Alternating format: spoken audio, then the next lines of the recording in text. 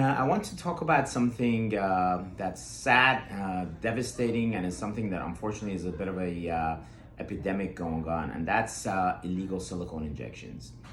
Day before yesterday, unfortunately, a woman from Connecticut showed up, was found unconscious, and was rushed to the emergency room, was found to have had injections in her bum, and then that led to her demise. And unfortunately, these are illegal silicone injections.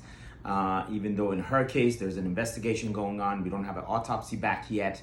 At the same time, it's something that I see regularly in our clinic for patients that have had them and have had issues with them. And unfortunately, the reason, which is the reason why they're illegal, is something that still happens underground, and it's something that keeps happening, and we will deal with the issues, but unfortunately in her case it led to her demise. So I want to talk about some of the nuances as to why this is a bad thing to have done to you, regardless of whether or not it's a life and death situation, but also think twice about having something done that is not being done by a medical professional. And these are the reason they're illegal is because you shouldn't have them done.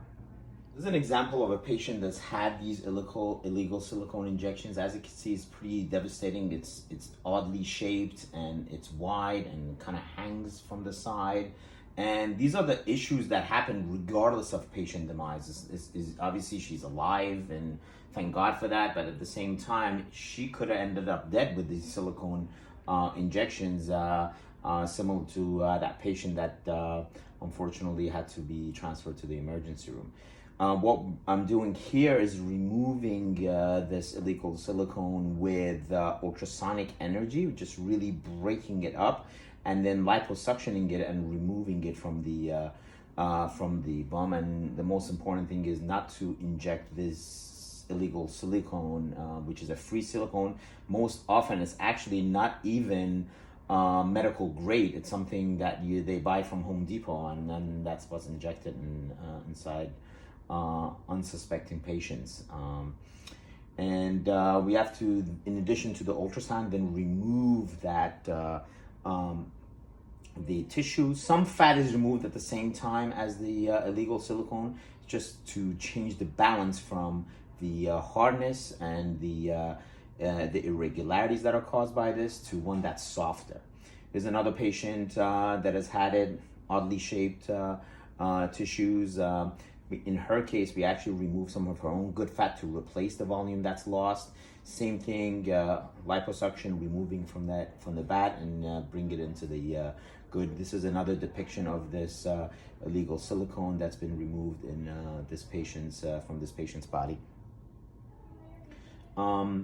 Many examples of this. Some patients before, this is our after in terms of sculpting and giving her final results. Obviously, some of this has to do with looks. These patients have had these procedures done because they want to look better. They want the volume, but unfortunately, they're vulnerable in knowing that they're going to have this procedure done and have a devastating result without knowing it. More extreme example is when somebody's had some dramatic changes. The skin is almost dying in this area. In her case, we actually removed the tissue instead of liposuctioning it. We actually had to cut it out and cut out the illegal silicone, which you actually can see in this area. All this area is inflamed, and we had to actually cut out all this tissue through a cut or an incision underneath the buttocks. So we're effectively cutting this entire piece out. Obviously, a very big surgery, large surgery for something that should not have been done in the first place. And unfortunately, it's something that patients don't know and unaware of the fact that these complications can happen after having these injections done. This is another example of an area. As you see, the free silicone just oozes out, and that's how we remove it, either with liposuction, with ultrasonic liposuction, or with open surgery. In her case, we're then closing the incision and bringing some of the better tissue to that area. Even in her case, we're not able to remove the entirety. We can never remove 100% of this product because it's inlaid. It's all within the muscle. It's all throughout the tissues, but we can manage or remove the majority of the area that's bothersome. This is that patient before And this is her after removal of the majority of the silicone, but not all of it, and keeping some shape to her bum.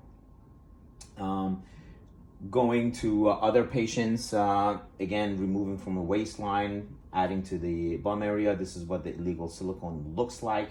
It's something that should never be injected in patients' bum. Another patient, similar condition, as you can see, is actually can travel to the sides. It could travel to the lymph nodes in the groin. It could travel to the bottom of the butt, and it could.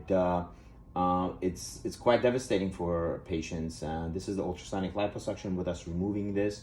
In her case, we also did some Quo injections to break down some of the scarring around this, to minimize the scarring that happens around the silicone. And this is her after results, much smoother and much better looking after removal of this illegal silicone. Yet another patient removing that silicone injections, shaping better. Occasionally we have to go elsewhere. We have to go to the arms or upper back or waistline to get good fat to replace to that area. Another patient in this area is where we're removing. Everywhere else is where we're taking good fat to replace the volume with.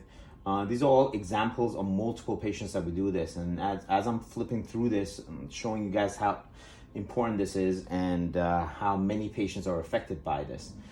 This is a CAT scan of a patient that has had this procedure, the illegal silicone injections done before.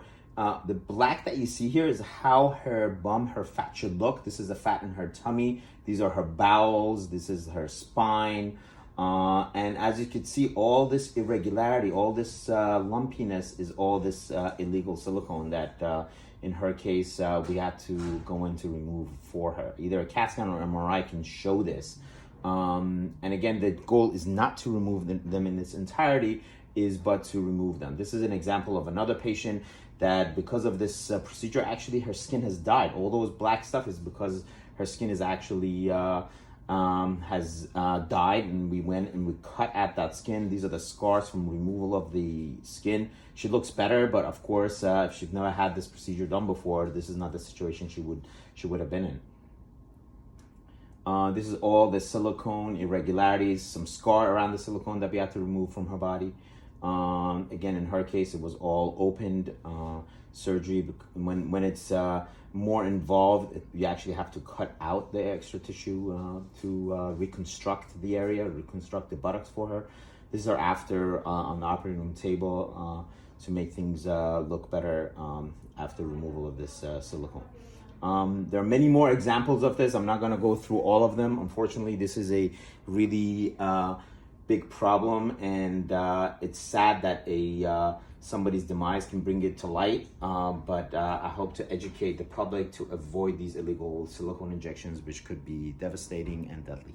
Why don't we talk about this? The reason silicone injections are being done is because people want to look better, but there are safe ways of doing that, and the safest way of doing it is BBL, using your own fat. These are examples of patients that have had this procedure done safely with a board-certified plastic surgeon that is going to be able to do this procedure for them safely. Obviously, there's some recovery, there's some bruising or swelling that goes on with these patients, but your own fat is the best thing to inject. Even in skinnier patients that don't have a lot of fat, you can really do some nice shape-producing procedures to do something that's safely done, and patients can enjoy the results for many years to come.